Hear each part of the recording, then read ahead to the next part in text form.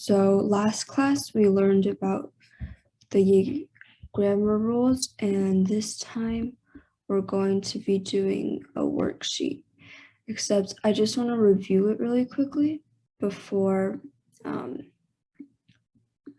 we actually get started on the worksheet to see how much you guys remember.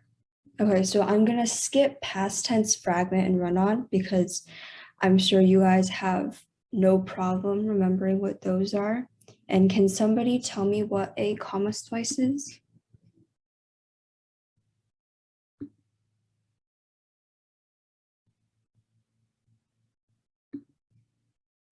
No? Yeah, Jessica?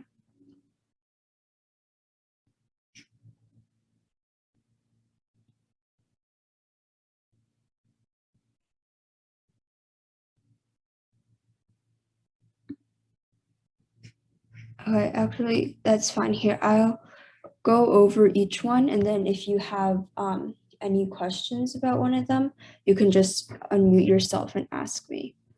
So we'll start with past tense. As you know, in writing, we usually try to use present tense unless you're writing for a history assignment.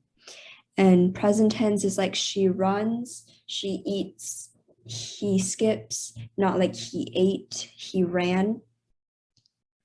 And the thing with past tense is that sometimes when you are correcting the other grammar rules, you might accidentally switch back into past tense. So when you're correcting the other grammar rules, you need to make sure that you don't also accidentally start writing in past tense. And sentence fragments are sentences that are not complete and might just be like a dependent clause, or it's just not a full thought. And in order to fix these, we need to, usually it's we add a subject or verb, or we just complete the thought. And a run-on is a sentence that's too long. It has multiple independent clauses that are strung together, usually with just a space in it between each independent clause. And we fix this by using a comma and a conjunction, or we can just put a period in the middle of the two independent clauses, and we can also use a semicolon. And a comma splice is the same thing as a run-on, except there's a comma in between the two independent clauses.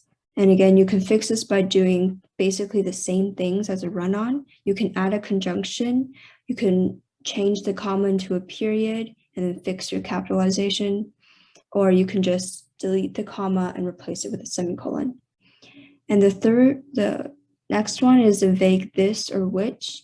Remember, this is when you have the word this without a noun or an object right after it, or when you have which without something in front of it.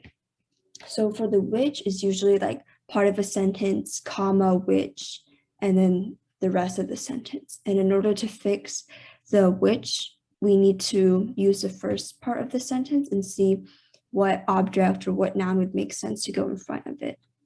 And for this, it's pretty easy. You can just add a noun and object that makes sense in the context of the sentence.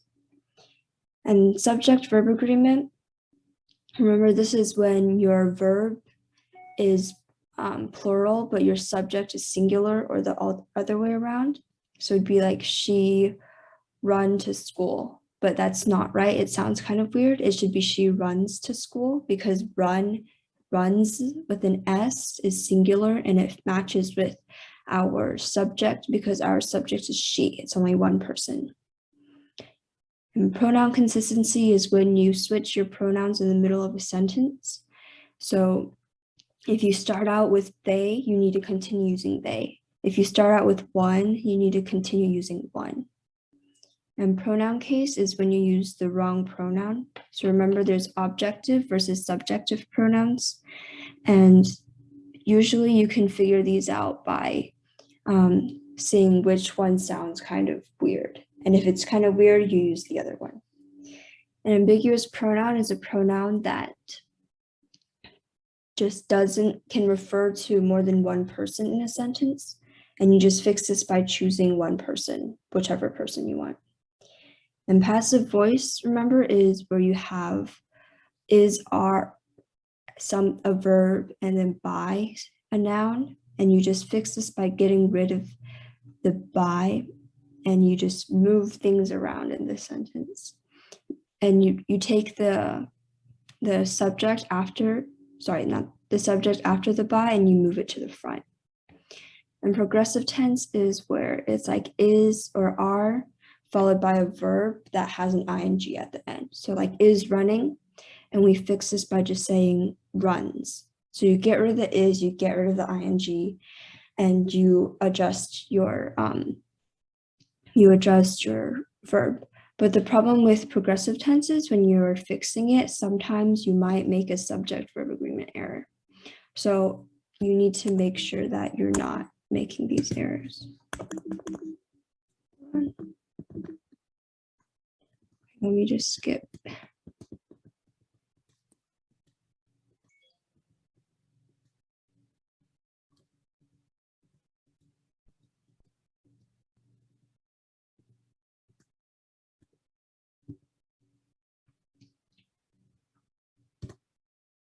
Okay, see here, if we get rid of the ing and the is, it becomes she walked to the grocery store, but we know that she walk doesn't make sense because walk is used for plural nouns, not singular nouns.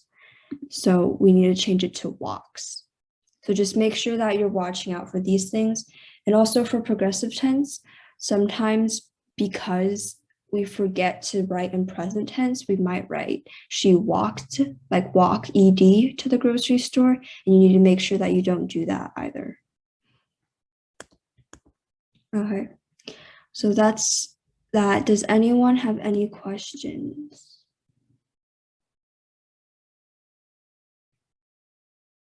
No? Okay, great. So I should have just shared it, this grammar rules worksheet. So what we're going to do today is you're going to do this worksheet, and then based on which ones you are more familiar with, and I'll be watching on this end without the shared screen, so you don't need to worry about other people seeing your work. But based on how you do with this one, I'm actually going to have you work on this extra grammar rules worksheet. I know this one was completely optional to do before this class, and 2 people finished it already. So those 2 people, I will message you privately and tell you what to do after. But for this one, you don't have to do all of it. So let's say you have problems with fixing progressive tense. You're only going to do the progressive tense examples in this one, and that's it.